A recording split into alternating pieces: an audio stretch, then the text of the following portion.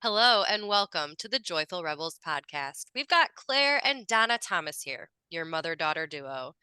We like to look at wellness through a lens of science and experience, and we're so happy that you're joining us today. We're continuing on with our new fun format that we've been trying out. We've got a lot of great feedback from you guys, so we appreciate that. Ask the Joyful Rebels. So this week, Mom, I'll introduce the question and then I'll Okay. throw it over to you as we've been doing. This week's question is, can you share a misconception about maintaining a healthy lifestyle that you've experienced, whether that's healthy in terms of physically, mentally, emotionally? What's a misconception um, about being healthy that you want to address that you're Hmm. like, nope?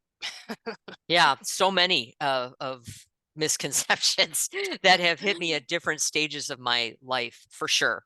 But one thing that really is an overriding arc is when I pay attention, too much attention to the day-to-day in terms of trying to be perfect Mm, with it, that I'm really in the weeds with it.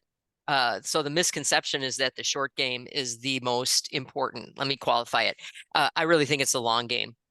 And the long game is just creating this way of being in life that there's going to be times where I feel like I've been successful and I've followed through with what I wanted to do, but also in equal parts to give myself grace if I didn't.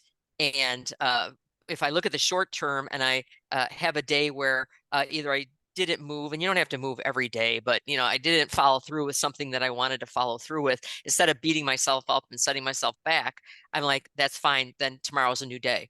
mhm, And to know that I get to be in this thing longer term allows me to just pull the focus back and not just get into the nitty gritty with it. It's really just looking at the macro. So there's three things that have helped me try to stay in the long game, that feel good and feel true and feel right. And the first one is that I look for patterns of how I'm behaving. And this is both physically and mentally, that I'm looking for if I have a misstep or, overeating, which is just fine. I mean, we use food to celebrate. And I just, am I doing that every day, or is that because we have a holiday, or I'm celebrating with friends, or, just looking at the circumstances. So I'm looking for patterns of things, and I don't get upset when there's one-offs. mm. One-offs don't derail me at all anymore, at all. And I say that with a boldness because I've been around the mulberry bush way too many times on this one, that I feel like that one I can say, step back and go, if I'm seeing a pattern, then I need to address it. But Mm. otherwise, I'm going to go with the flow, because this is life, and overall wellness is a part of life. It is not the main driver, nor is it an obsession. It is a thing to enhance the quality of my life. So I want to keep that in perspective. So I look for patterns. The second thing is that each day, honestly, is a fresh start. Each day, it's not like if something happened and I didn't like that, I didn't have a workout that was that big of a deal, or I didn't work out. It's like, who cares? There's tomorrow. And we're lucky enough to wake up and take a breath, and we get to try it again. I love the phrase, I'm going to take a swing at it. I'm going to take a swing at it again and just start to see what it looks like. But every day is a fresh day, and I don't want that. I don't ever want that to get old. That is so rejuvenating for me on so many levels. And I believe it to be the truth, because it is. And the third thing is really trying to stay curious. Claire, we look at things through this curious lens, that always looking for research-backed ways that are proven, at least with certain groups. I want to get some fact-based things, but I also want to balance that with a more fun, like staying curious with it. How do we take knowledge and apply it and try new things, behaviors, mindsets, and kind of make a game of it? Mm. So the gamification, whatever that means, is really fun. And that makes it so I'm interested in it.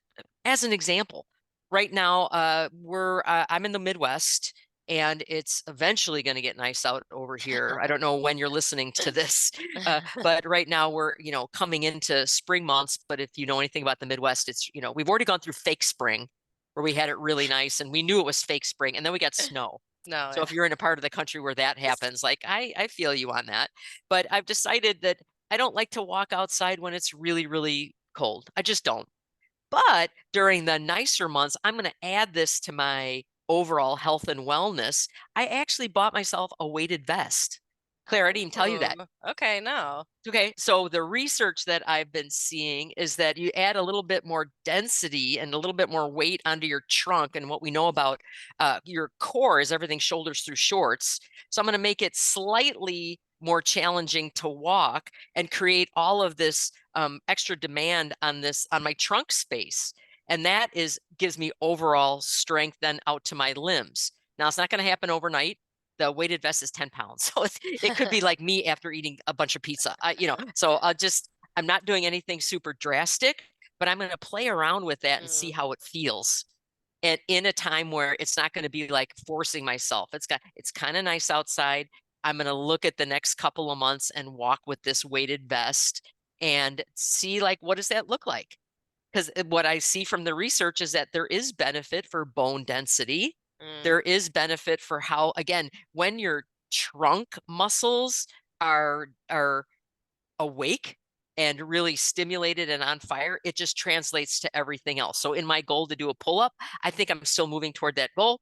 I'm going to give myself an extra challenge. And lastly, I'm going to evaluate after I do it to see how's it going. So it's all kind of part of this game. I got a setup, I got the execution, and then I can look back at it and I don't have to do it forever.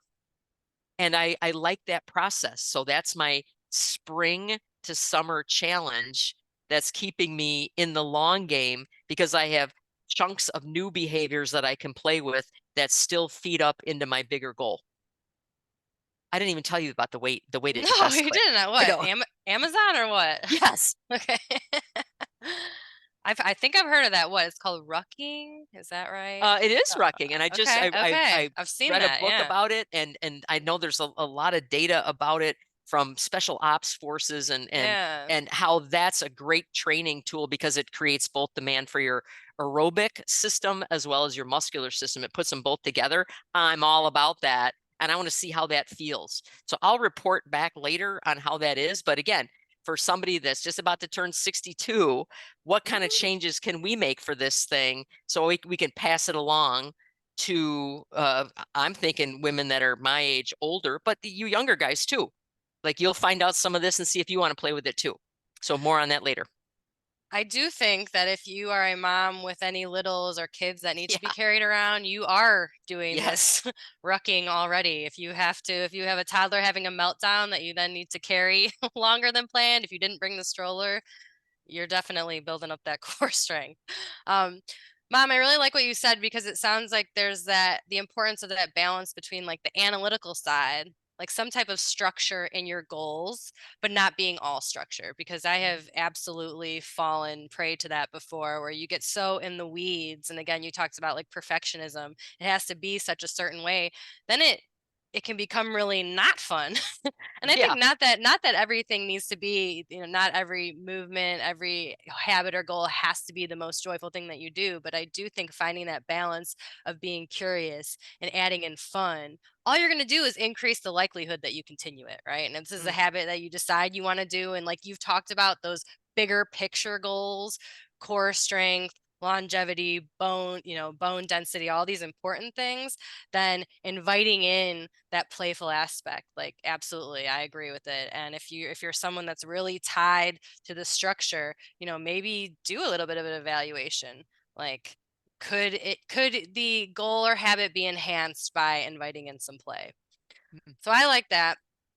I had, when I'm kind of pondering over this question, like, okay, what's a misconception? And we've busted a lot of myths, I would like to say, on the Joyful Rebels podcast, talking about yoga myths, we had a two-parter episode where we talked about a bunch of different myths or misconceptions. But something that's been coming up recently quite a bit for me. So the misconception is that if I want to grow as a person, if I want to be a quote better person, I need to identify my bad habits, my bad thoughts, and I need to remove them. Mm. Especially, oh, I've got a vice. I need to get rid of that. Oh, I really need to stop snacking after 10 o'clock. Oh, I really need to stop, with that second glass of wine. Oh, I really need to stop nagging. I really need to stop being so quick to anger or flipping off someone that cuts me off, right? So it's the focus on I need to remove the negative. So I think that's a misconception. I think what we should be focusing on and what has worked personally for me is to put your attention on adding more positives. And this can be true in so many lanes of your life. So, for example, behavior wise, and mom, we were talking about that before a bit with eating, but in so many different behaviors, instead of focusing on, oh, I need to stop sitting around at night, um, how about, oh, I want to walk a little bit more? Like, just if we're talking about movement, like, what's something simple that you can add in instead of focusing on cutting out the negative thought wise? And this is where it's really held true for me, especially recently. So I've got a 10-year-old and an almost 9-year-old girls, and um, they'll be open and talking to me about their worries or these negative lines of thinking, and instead of saying stop thinking that or that's not true and coming down heavy handed with it, what I've been trying to teach them is let's just flood your brain with some positive thoughts. And I mean, this can happen in the moment when you find yourself going down a rabbit hole. This can also be a practice that you just do throughout your day. But let's be honest here, your brain can only think about so much stuff at one time, right? Like there's a finite amount of thoughts that you can have going on in your head at one time. So if you add more positive thoughts, like on purpose, you can say it out loud, you can speak it inside your head, you can write it down. If you flood your brain with these positive thoughts, there is by default less room for the negatives. Hmm. And what's easier? To tell yourself, stop thinking this thought, right? For any of my overthinkers out there or people that ruminate, is that a successful No. strategy? No. Stop thinking that. Doesn't work. But hey, here's a positive that I'm going to think about, whatever it is. You start thinking about that. Start going down that path instead of the downward spiraling path that leaves you feeling worse. So, again, the misconception is, oh, I have to identify what's bad in my life and get rid of it. If I want to reach my goals, if I want to be, grow as a person, I think we actually need to add more positives. Don't worry about it because the more we add the positives, there's just not going to be space for the negatives. And we may notice that without a ton of effort, those things will kind of quietly fade away. Yeah. Or you'll all of a sudden look back, wow, that's not even really an issue anymore. And it's one of those cool things. And mom, I love how you said after you add in your fun bit of that core, that spring to summer with the walking challenge, you can go back and evaluate. And I think that's a super important thing that you mentioned because with any of these tips that we talk about, right? What works for me may not work for you, or it may work great for you. But how are you going to know? If you're willing to try some of these things or even to look at something a different way, go back and evaluate it. And so I think that this tip of adding more of the positives, it's simple, but it's really impactful. So that's Hmm. one that's been really top of mind for me. Hmm. What do you think of that? I love it. I'm the phrase that's coming to my mind is uh we're going to throw a stick in the spokes. Mm, And whether it's stopping negative like around you, you will stop negative thoughts by crowding them out with positive ones. But it's just if you find you're in a space that isn't ideal, mentally, physically, spiritually, socially, emotionally, all of it, all the ways that we show up in the world. And sometimes it can be hard to, for me, it's hard to find my way out sometimes. And really the focus is, and what I'm hearing you say, Claire, it's just, you're just going to give yourself the pause to just pick your head up and look and see where you're at instead of just continuing on. And I think that's really joyful rebel stuff where you're mm, like, I'm just going to take a look at it. I just need to pause for a second, throw the stick in the spokes. I'll be like, where are we? How can I add it, make it more fun? How could I just take a look at where we're at? And it's really this fun or at least semi lighthearted way to look at some really big, potentially heavy areas of our life. I mean, life can either be this thing that happens to you or for you. And I like to think that we're going to continue to look through the lens of it's happening for us. We're going to do our best to show up in a way that is joyful. That word keeps coming back, but it's also got that undertone of we're going to try things. We're going to try things. We are going to continue to grow and adapt because that's the kind of world that we're living in. And we can come at it from a couple of different ways. But I think the overall arc is to take a look at what's happening, celebrate the things that go well, and know you have influence over the things that you don't love. And there's lots of different ways to go at it. We just give you one or two examples so it narrows down your focus so it gives you a jump off point to start.